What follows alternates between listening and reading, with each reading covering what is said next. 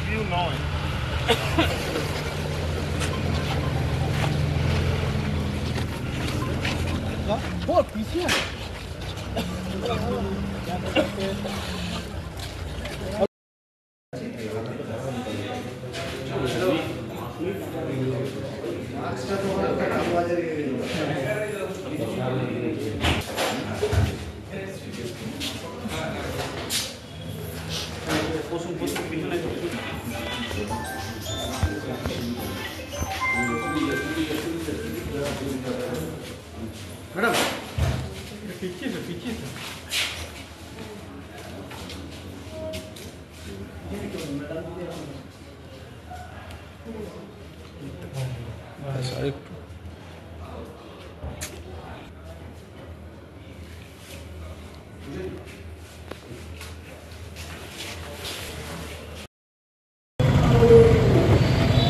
কি করছিস?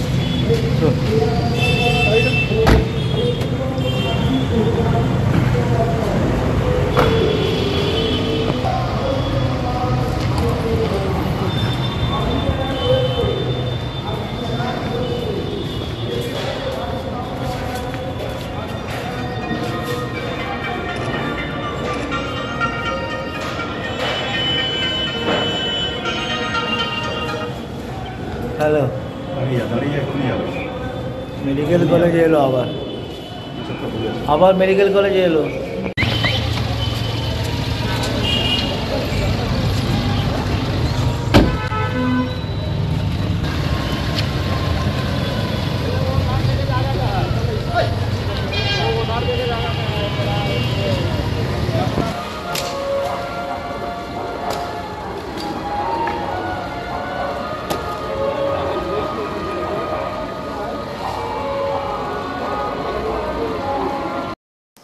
হাসপাতালে ভর্তি নিতে অস্বীকার। জেলা আইনি পরিষেবার সহযোগিতায় মেদিনীপুর মেডিকেল কলেজ হাসপাতালে ভর্তি করা হলো এক রোগীকে। হাসপাতালে ভর্তি নিতে অস্বীকার। জেলা আইনি পরিষেবার সহযোগিতায় মেদিনীপুর মেডিকেল কলেজ হাসপাতালে ভর্তি করা হলো এক রোগীকে। রোগীর পরিবারের অভিযোগ, আদিত্য রাও নামের বছর 57 এক ব্যক্তির পায়ে ইনফেকশন হয়েছে। 2024 সালে নভেম্বরে তাকে ভর্তি করা হয়েছিল, তারপর ছেড়েও দেওয়া হয়। গতকাল ফের পায়ের সমস্যা হওয়ায় তাকে নিয়ে এলে তাকে হাসপাতালে ভর্তি নেওয়া হয়নি। এরপর ওই ব্যক্তির পরিবার যোগাযোগ করে জেলা আইনি পরিষেবা কর্তৃপক্ষের সাথে। তাদের সহযোগিতায় বুধবার ফের হাসপাতালে ভর্তি করা হলো তাকে। এদিন ভর্তির পর এ বিষয়ে বিস্তারিত জানালেন জেলা আইনি পরিষেবার অধিকার মিত্র সুমঙ্গল মুখার্জি।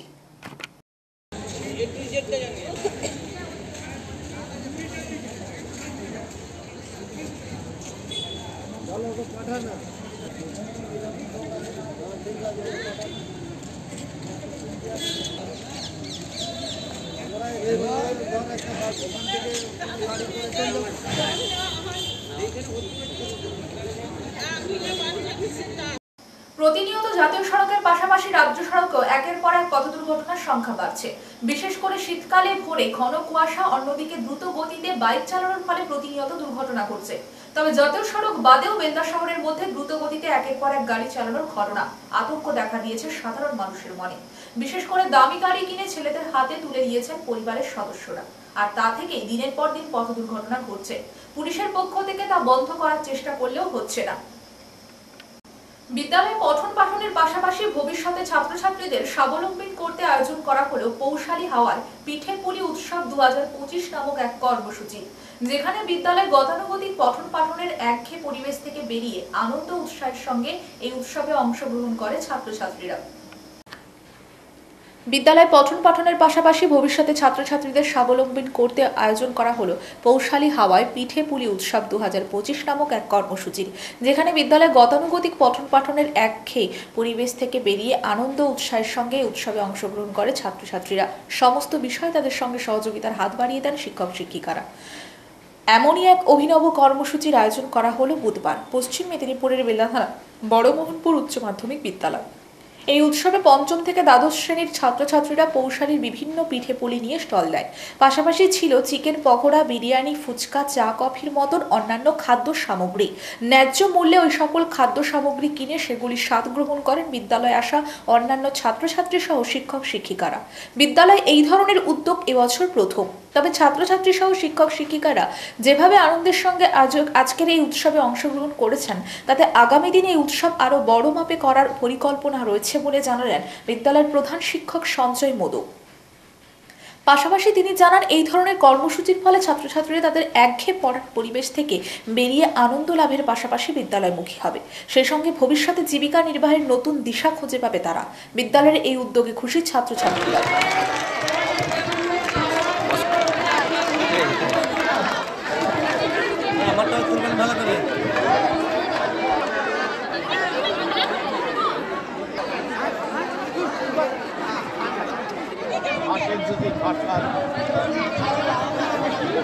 বাচ্চাদের মোবাইল ছাড়বে দাঁড়া ওই ভাই দুধ থেকে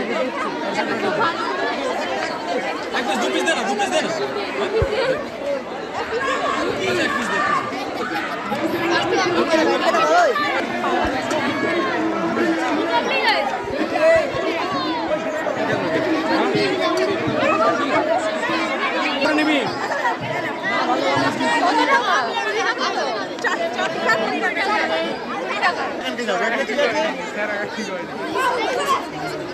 কত করে দেখাইলি সব কিছু 5 টাকা আছে আর দুধগুলি 2 পিস 10 টাকা।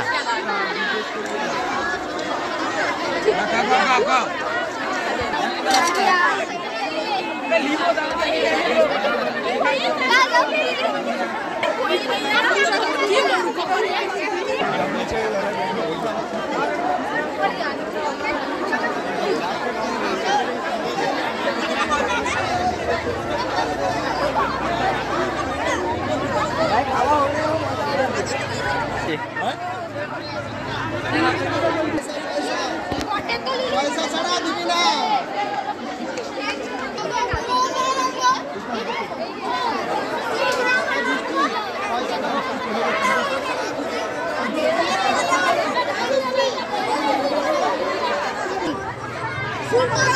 free. 50 টাকা দিচ্ছি, 30 টাকা দে।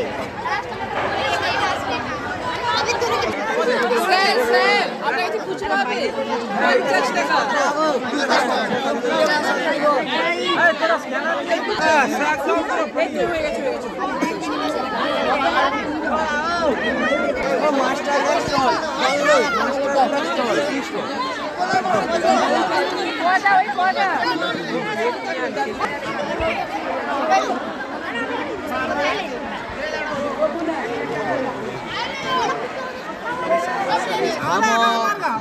एक पेज मांस कम दे दे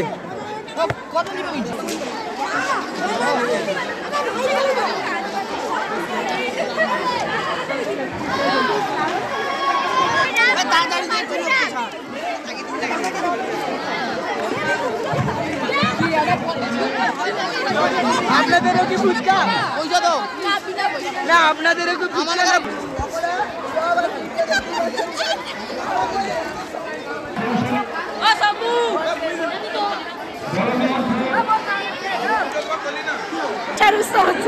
কেমন লাগছে? কি তৈরি করেছিলে? আমরা 4 রকমের পিঠে তৈরি করেছিলাম, আরসা পিঠে করেছিলাম, তারপরে রসমালাই করেছিলাম, আর গোকুল পিঠে করেছি, আর দই পিঠে করেছি।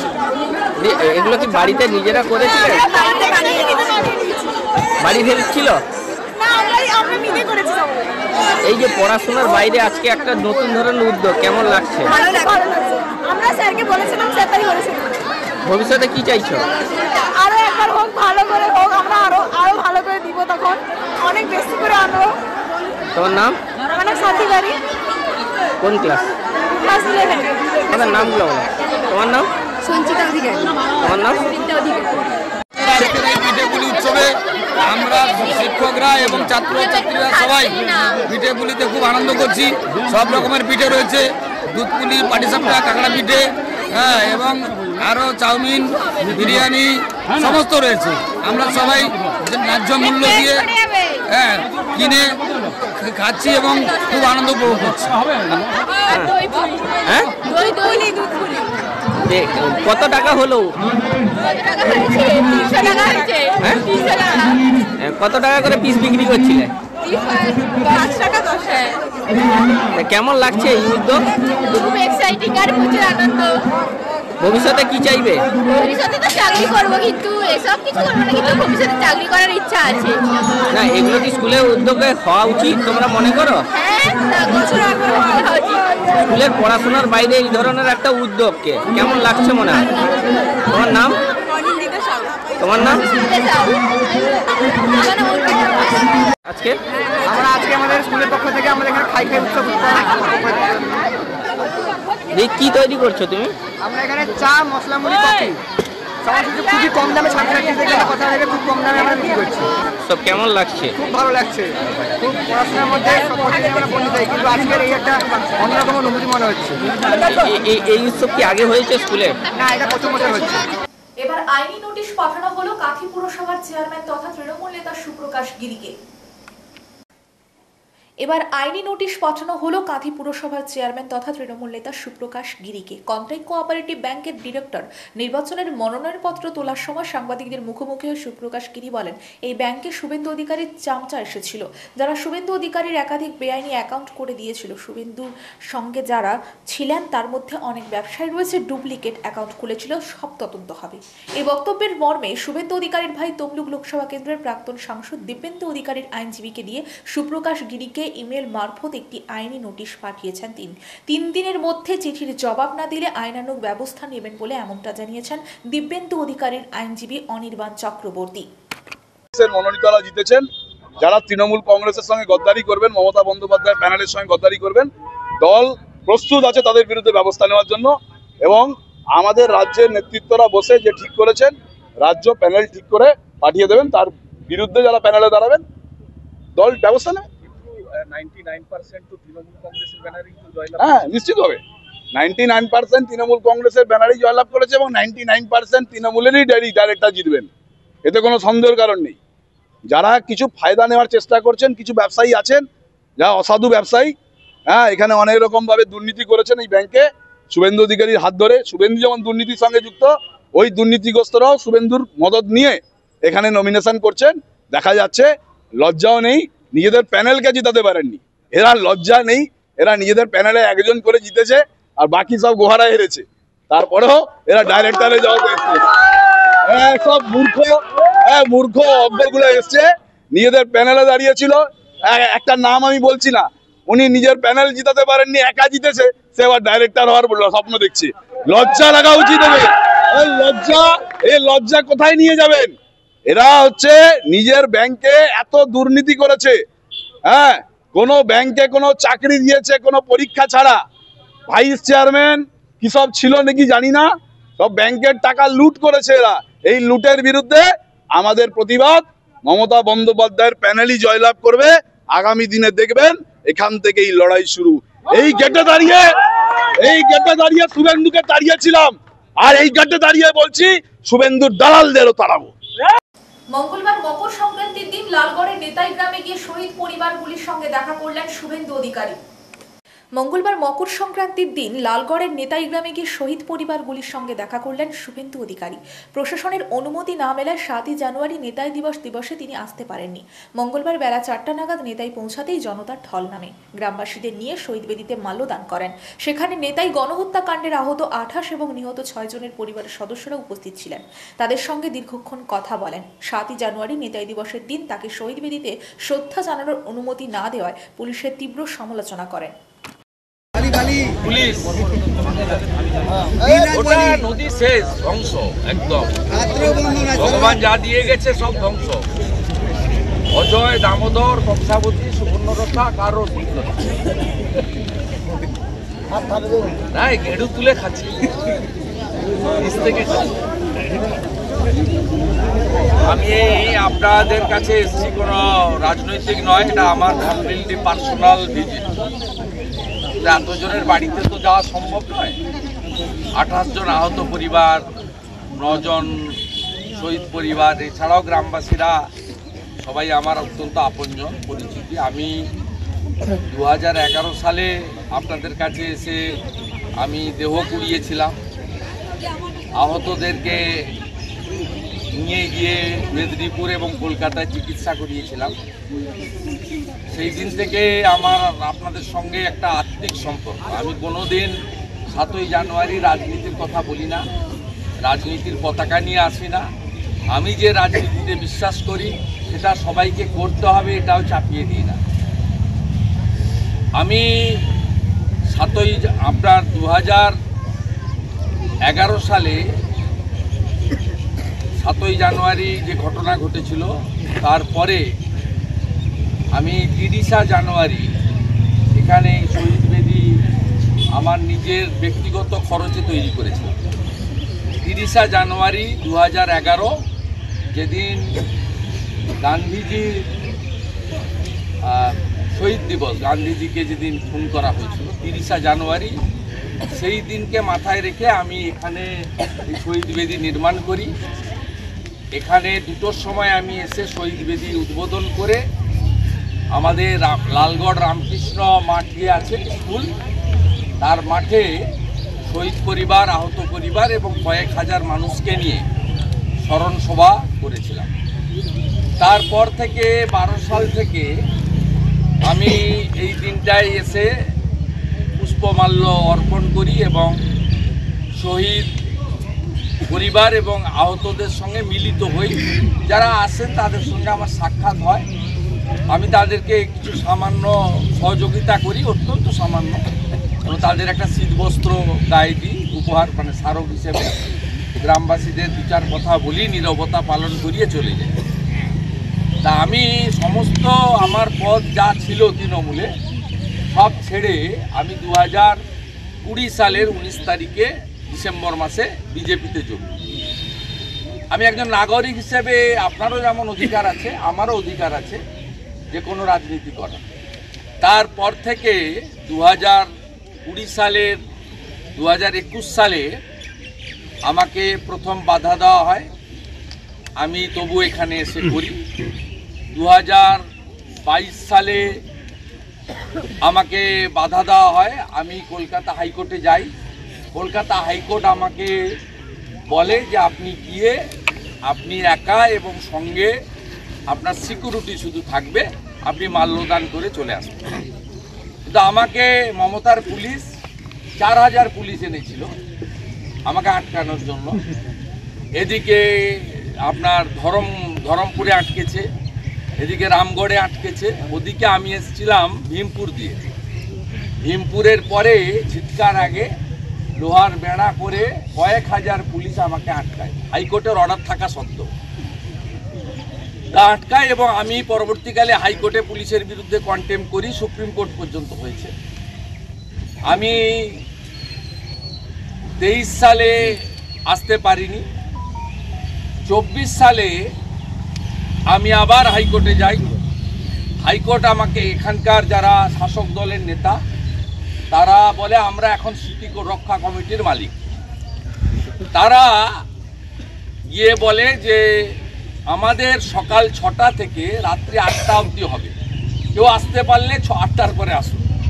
আমাকে হাইকোর্ট বলে আপনাকে 8টার পরে যেতে হবে। রাত্রি 8টা, শীতের বেলা, কুয়াশা হয়ে যায়, আপনারা অনেকেই খেয়ে শুয়ে পড়েন, গাঁয়ের মানুষ, ভোরে উঠতে হয়। তা আমি এসেছিলাম গত বছর এসব করে। এবছর আমি আর হাইকোর্টেও যাইনি। আপনাদের গ্রামবাসীর পক্ষ থেকে অনেকে, প্রচুর গ্রামের মানুষ, তারা সই করে এখানকার থানায় জমা করে যে 23 জন প্রায় আহতদের পরিবার, আরো গ্রামবাসীরা মিলে নিহত আহত পরিবার, তারা বলে যে আমরা বিরোধী দলনেতা শুভেন্দু অধিকারী, তাকে আমরা আনবো, মাল্যদান করব। এখানকার আইসি, আজকে আমি কিন্তু পুলিশকে জানাইনি, পুলিশ কোত্থেকে খবর পেয়েছে আমি জানি না। আমার সব ভয় টয়রও নেই। জিটকার জঙ্গলে আমার মাইন আমার সামনে ফেটেছিল সব। আমার 2011 সালে দীপাবলির দিন আমি লালগড়ে কালী পূজায় আসছিলাম। আমার সব ভয় টয় নেই, আমি পুলিশকে বলিও নি, তারা কোত্থেকে শুনে এসছেন আমি জানি না, সাংবাদিক বন্ধুদেরও আমি বলিনি, আমি এগুলো প্রচার চাই না। ঠিকাদার তো ছিল না, আপনি নিজে হাতে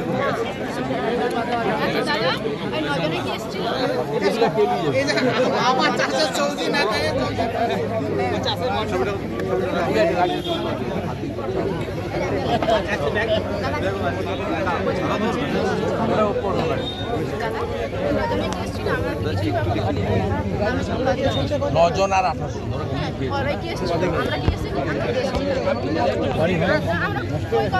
সংবাদ এই পর্যন্ত। নমস্কার।